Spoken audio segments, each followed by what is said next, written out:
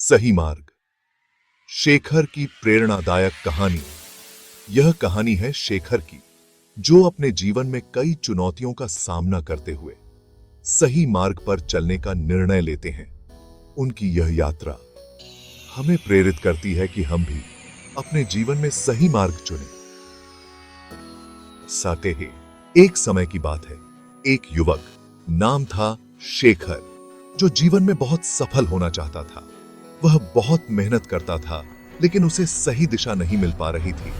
वह बार बार असफल हो रहा था और निराश हो गया था। एक दिन उसने सुना कि पास के एक गांव में एक ज्ञानी संत महात्मा रामदास रहते हैं, जो लोगों को सही मार्ग दिखाते हैं। शेखर ने सोचा कि वह महात्मा रामदास से सलाह लेगा।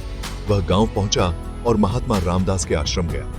वहां पहुंचकर उसने महात्मा जी को प्रणाम किया और बोला, गुरुजी, मैं जीवन में सफल होना चाहता हूं, लेकिन मैं समझ नहीं पा रहा कि कौन सा मार्ग सही है।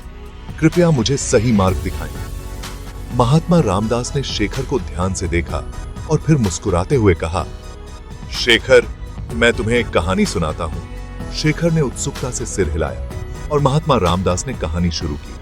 बहुत समय पहले एक राजा था जो हमेशा सही मार्ग पर चलने के लिए प्रसिद्ध था। एक दिन राजा ने अपने राजकुमार को शिक्षा देने के लिए एक वृद्ध विद्वान को बुलाया। विद्वान ने राजकुमार को एक पहाड़ी पर ले जाकर कहा, यहां से तुम चारों दिशाओं में जा सकते हो, लेकिन ध्यान रखना कि जो मार्ग तुम चुनोगे वह तुम्हें जीवन के हर मोड़ पर प्रभावित करेगा। राजकुमार ने चारों दिशाओं में देखा। एक दिशा में उसे सुंदर हरे भरे खेत दिखाई दिए, दूसरी दिशा में एक जंगल था, तीसरी दिशा में एक रेगिस्तान और चौथी दिशा में ऊंची ऊंची पहाड़ियां थीं। विद्वान ने कहा, अब निर्णय तुम्हारा है। राजकुमार ने पहले खेतों की ओर जाने का निर्णय लिया, क्योंकि वह मार्ग सबसे आसान और सुंदर लग रहा था। लेकिन जैसे ही वह उस मार्ग पर चला, उसने देखा कि खेतों के बाद रास्ता बहुत कठिन हो गया। उसे समझ आया कि पहली नजर में जो रास्ता सबसे आसान और आकर्षक लगता है, वह हमेशा सही नहीं होता। फिर वह जंगल की ओर गया। वहां भी उसे कठिनाइयां मिलीं। जंगली जानवरों का डर और घने पेड़ों की अंधेरी छाया। तीसरी दिशा में उसने रेगिस्तान का चुनाव किया, जहां उसे पानी और छाया की कमी ने परेशान किया। अंत में उसने चौथी दिशा का चुनाव किया, जहां ऊंची पहाड़ियां थीं। वह चढ़ाई कठिन थी, लेकिन वह नहीं रुका। जैसे जैसे वह ऊंचाई पर चढ़ता गया, उसे ठंडी हवा और सुहावने दृश्य मिलने लगे। जब वह पहाड़ी की चोटी पर पहुंचा, तो उसने चारों ओर का दृश्य देखा। वह हर दिशा को स्पष्ट रूप से देख सकता था और समझ सकता था कि कौन सा मार्ग कहां ले जाता है।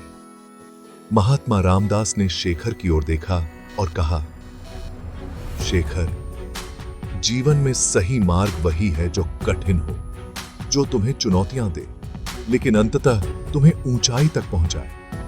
आसान और सुंदर दिखने वाले रास्ते हमेशा सही नहीं होते। यदि तुम सफल होना चाहते हो, तो वह मार्ग चुनो जो कठिनाइयों से भरा हो, क्योंकि वही मार्ग तुम्हें सच्ची ऊंचाई तक ले जाएगा।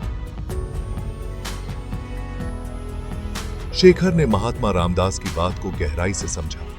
उसने फैसला किया कि वह अब अपने जीवन में कठिन मार्गों से नहीं डरेगा, बल्कि उन्हें अपनाएगा और अपनी मेहनत और समर्पण से उन पर विजय प्राप्त करेगा।